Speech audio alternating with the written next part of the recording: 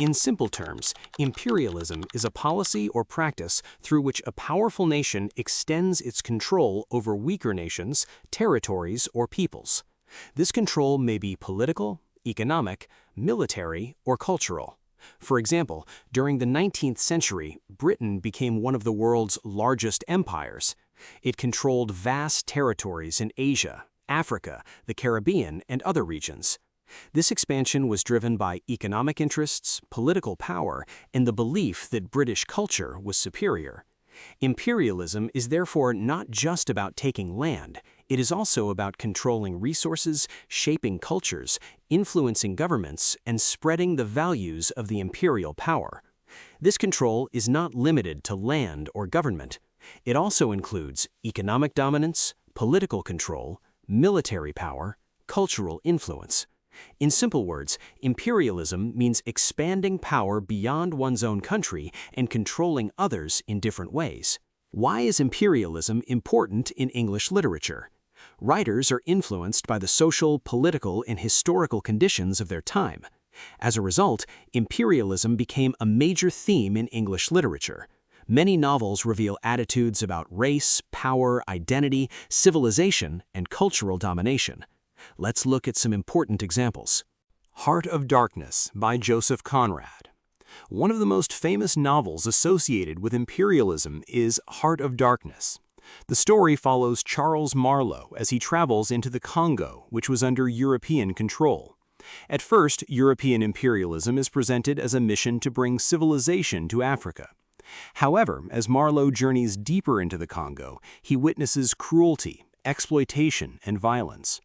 African workers are forced into labor while European traders become obsessed with ivory and profit. The novel exposes the hypocrisy of imperialism.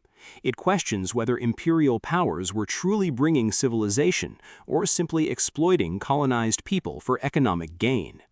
A Passage to India by E.M. Forster. This novel explores the relationship between British rulers and Indian citizens during British rule in India. The story centers on Dr. Aziz, an Indian doctor, and his interactions with the British community. Dr. Aziz is falsely accused of assaulting an Englishwoman in the Malabar caves. The accusation quickly becomes a political issue because colonial authorities assume his guilt largely because he is Indian. The novel reveals racial prejudice, mistrust, and unequal power structures created by imperial rule. It demonstrates how imperialism affects personal relationships and social harmony. Robinson Crusoe by Daniel Defoe. Although written before the height of the British Empire, Robinson Crusoe is often viewed as an early imperialist text. The novel tells the story of Crusoe, who becomes stranded on an island and eventually meets a native man whom he names Friday. Crusoe teaches Friday his language, religion, and customs, while treating himself as Friday's superior. The novel reflects the European belief that European culture is more civilized than non-European cultures.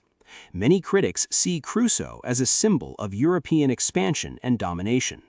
Major themes of imperialism in literature: power and domination, who controls whom, who benefits from that control; race and superiority, do certain groups believe they are more civilized than others; cultural conflict, what happens when two cultures meet under unequal conditions; resistance, how do colonized people react to imperial authority; identity, how does imperialism affect personal and national identity.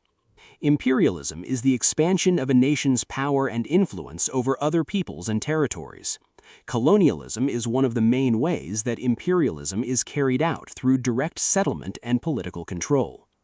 From Robinson Crusoe to Heart of Darkness, from A Passage to India to Things Fall Apart, literature provides a powerful window into the history and consequences of empire.